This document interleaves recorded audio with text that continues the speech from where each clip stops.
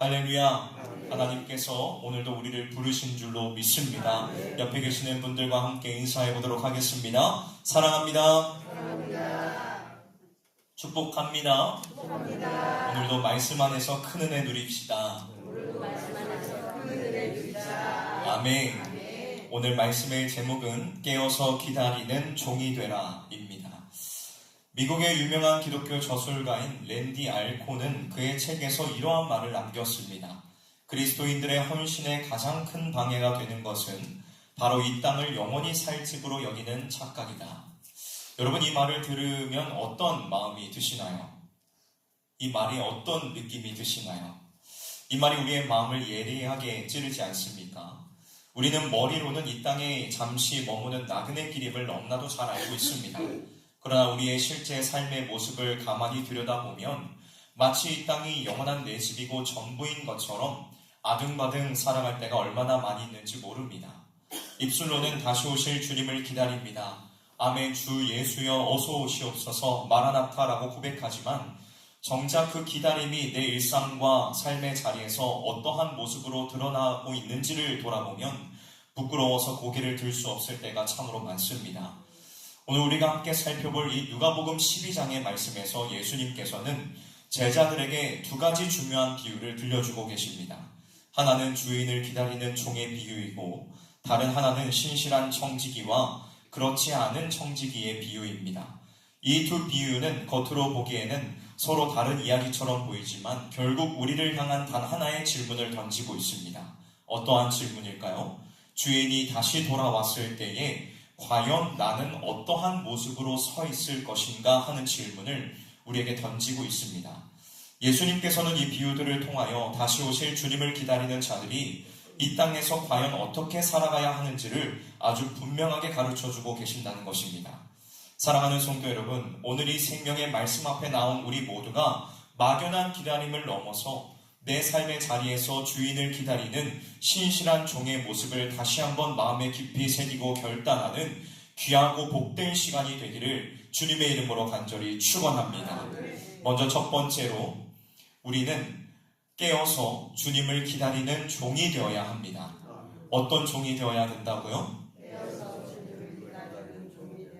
네, 그렇습니다. 깨어서 주님을 기다리는 종이 되어야 합니다. 오늘 본문 35절에서 예수님께서는 이렇게 말씀하고 계십니다.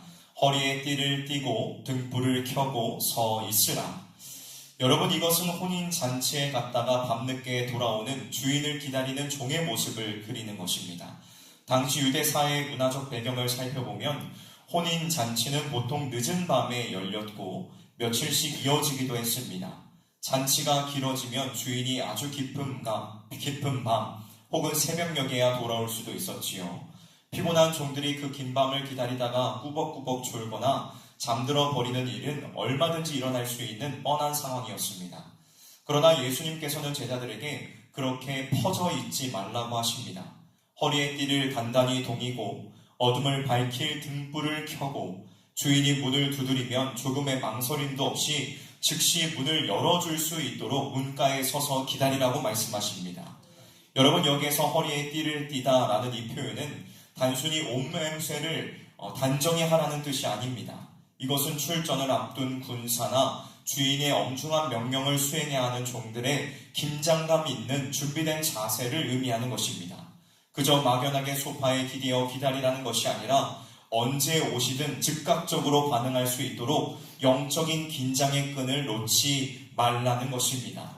그렇다면 이와 같이 깨어서 기다린 자에게 주어지는 축복은 무엇일까요? 37절 말씀을 보십시오. 주인이 와서 깨어있는 것을 보면 그 종들은 복이 있으리로다.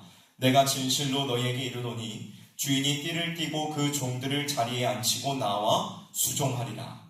여러분, 이 말씀이 얼마나 가슴 벅찬 말씀인지 아십니까? 종이 주인을 섬기는 것이 당연한데 오히려 주인이 허리에 띠를 두르고 밤새 깨어 기다린 종들을 식탁에 앉힌 뒤에 친히 수종을 들어준다는 것입니다. 이것이 바로 우리를 향한 예수 그리스도의 은혜이지요.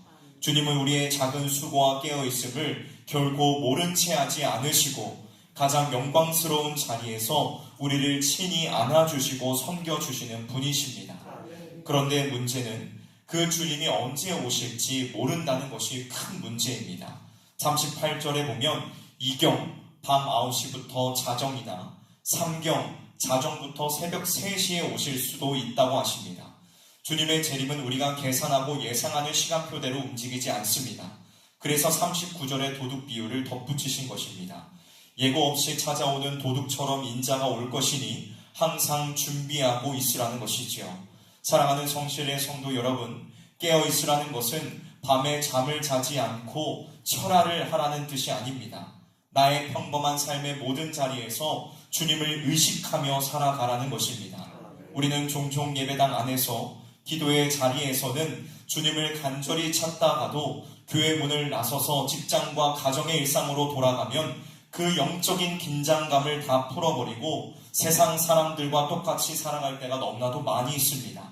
하지만 주님께서는 주일의 예배가 이루어지는 그 예배당에만 오시는 분이 아니십니다.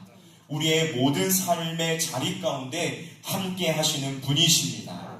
그러므로 우리의 일상이 곧 주님을 기다리는 예배의 자리가 되어야 합니다. 우리의 모든 일상이, 우리가 머무는 그 모든 자리가 주님을 기다리는 예배의 자리가 되어야 할 줄로 믿습니다. 주님이 다시 오시는 그 사실이 우리의 삶에 아무런 영향을 주지 못한다고 생각하시는 분이 혹시 이 자리 가운데 계십니까? 그렇다면 다시금 깨어나십시오.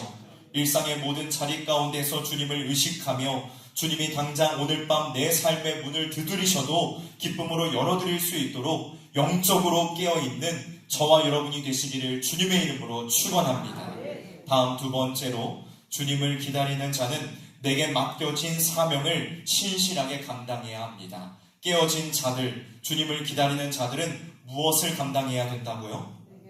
내게 맡겨진 사명을 신실하게 감당해야 합니다. 41절에서 베드로가 예수님께 이렇게 묻습니다. 주님, 이 비유가 우리 12제자에게만 하시는 말씀입니까? 아니면 모든 사람들에게 하시는 말씀입니까? 예수님은 그 질문에 너희에게 하는 것이다 라고 직접 답하시는 대신 또 하나의 비유를 들려주십니다. 42절입니다. 주인에게 그 집 종들을 맡아 때를 따라 양식을 나누어 줄 신실하고 지혜 있는 청지기가 누구냐?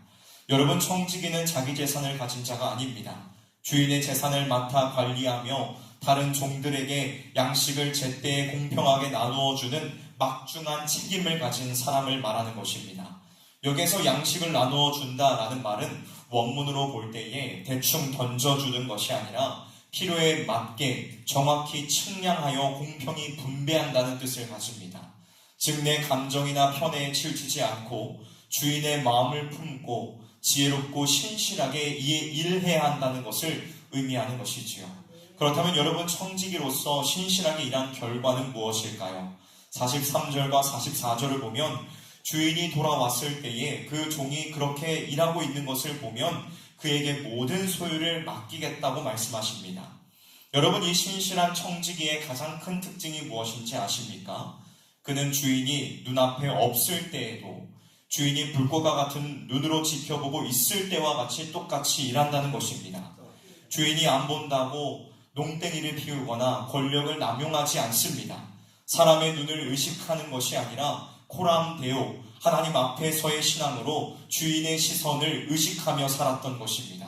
이것이 진짜 신실한 청지기인 것입니다. 사랑하는 성실의 성도 여러분, 이 말씀은 목회자나 교회에서 리더의 역할을 맡은 자들에게만 주시는 말씀이 결코 아닙니다. 하나님께서 핏값으로 사신 모든 성도들에게 주시는, 저와 여러분들에게 주시는 준엄한 말씀입니다. 우리 각 사람에게는 하나님께서 맡기신 고유한 자리가 있습니다. 누군가에게는 부모라는 가정의 자리를, 누군가에게는 직장과 사업터의 자리를, 누군가에게는 교회 학교 교사나 성가대라는 사역의 자리를 맡겨주셨습니다. 그런데 우리는 가끔 착각합니다.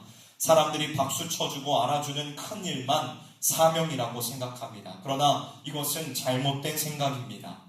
아무도 보지 않는 좁은 주방에서 가족들을 위하여 밥을 짓는 그 자리, 묵묵히 내게 주어진 업무를 감당하는 직장의 그 자리, 눈에 띄지 않게 교회의 굳은 일을 도맡아 하는 그 자리가 바로 하나님께서 여러분에게 맡기신 청지기의 자리입니다. 재림을 기다린다는 것은 산속에 들어가 흰옷을 입고 하늘만 쳐다보는 것이 아닙니다. 오늘 내게 주어진 삶의 자리에서 주님이 안 계신 것 같은 그 답답한 현실 속에서도 마치 주님이 지금 내 곁에 계신 것처럼 정직하고 성실하게 하루하루를 살아내는 것을 말한다는 것입니다. 오늘 여러분의 모습을 한번 돌아보십시오. 주님이 지금 당장 문을 열고 들어오셨을 때에 여러분이 감당하고 있는 그 일과 태도를 부끄러움 없이 보여드리실 수 있으시겠습니까? 여러분이 여러분의 모습을 주님 앞에 솔직하게 보여주실 수 있으시겠습니까? 보여주실 수 있으시겠어요?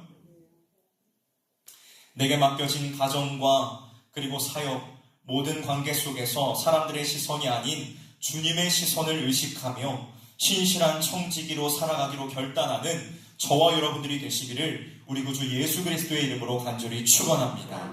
마지막 세 번째로, 주님을 기다리는 자는 받은 은혜의 크기에 합당한 책임을 지며 살아가야 합니다. 우리는 받은 은혜와 크기에 합당한 책임을 지며 살아가야 합니다. 앞서 우리는 신실한 청지기의 영광스러운 모습을 보았습니다.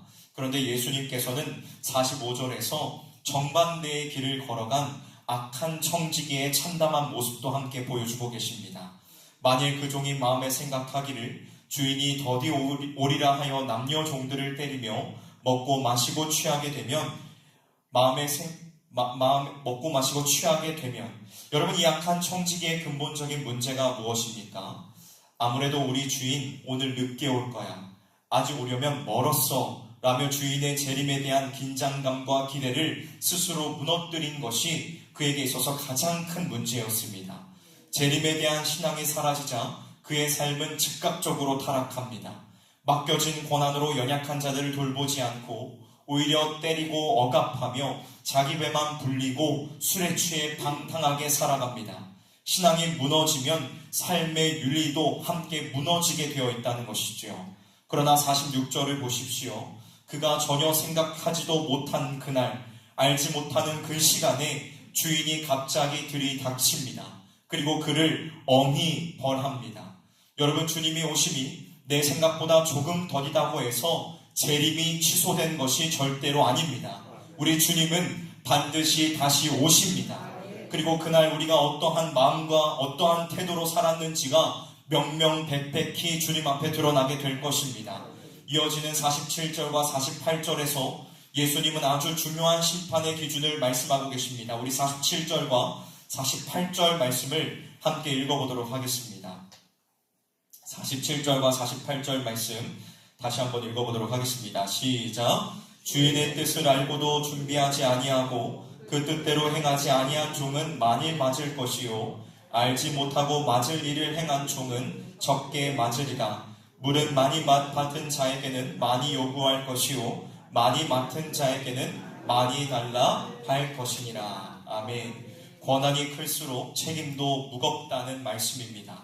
여러분, 이 준엄한 말씀을 들으면 마음에 덜컥 겁이 나지 않으십니까? 아, 내가 말씀대로 못 살아서 나중에 주님께 엄청 맞으면 어떡하지? 하는 두려움이 생길 수 있습니다. 그러나 여러분, 예수님께서 이 말씀을 하신 진짜 목적은 우리를 공포에 질려 벌벌 떨게 하려는 것이 아닙니다.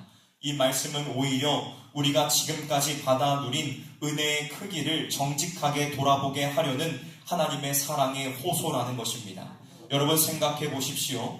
우리가 하나님의 뜻을 아는 자가 되었다는 것, 이 새벽 예배의 자리에 나와 찬양하며 기도할 수 있다는 것, 성경을 통해 진리를 깨닫게 되었다는 것, 그 자체가 이미 우리가 하나님으로부터 엄청난 은혜를 많이 받은 자라는 뜻 아니겠습니까? 솔직하게 우리 자신을 돌아봅시다. 우리는 그렇게 엄청난 십자가의 사랑과 은혜를 받았음에도 불구하고 그 은혜에 합당하게 살지 못할 때가 너무나도 많이 있습니다.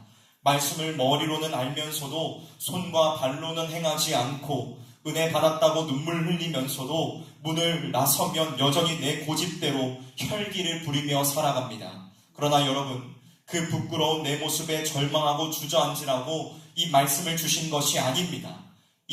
그 연약함마저도 십자가 앞으로 가지고 나오라는 것입니다.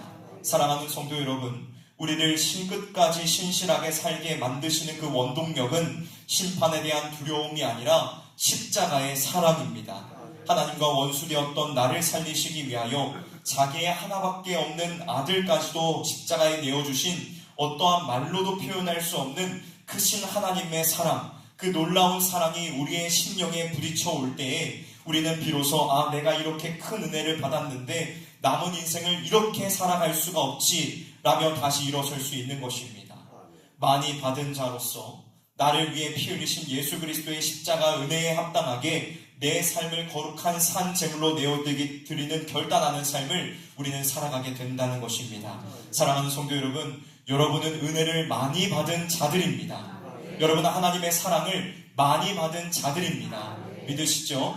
그 사랑을 받은 자들답게 그 은혜에 합당한 삶을 살아가십시오. 말씀을 마무리하도록 하겠습니다. 사랑하는 성실의 성도 여러분, 오늘 우리는 누가복음의 말씀을 통하여서 다시 오실 주님을 어떻게 기다려야 하는지를 함께 나누었습니다. 이 땅에 영원히 살 것처럼 착각하며 땅의 것만을 바라보던 시선을 들어 이제는 다시 오실 주님을 바라보아야 합니다. 어두운 밤 언제 오실지 모르는 주님을 위해 허리에 띠를 띠고 등불을 밝혀 들고 있는 종처럼 일상 속에서 영적으로 깨어 있으십시오.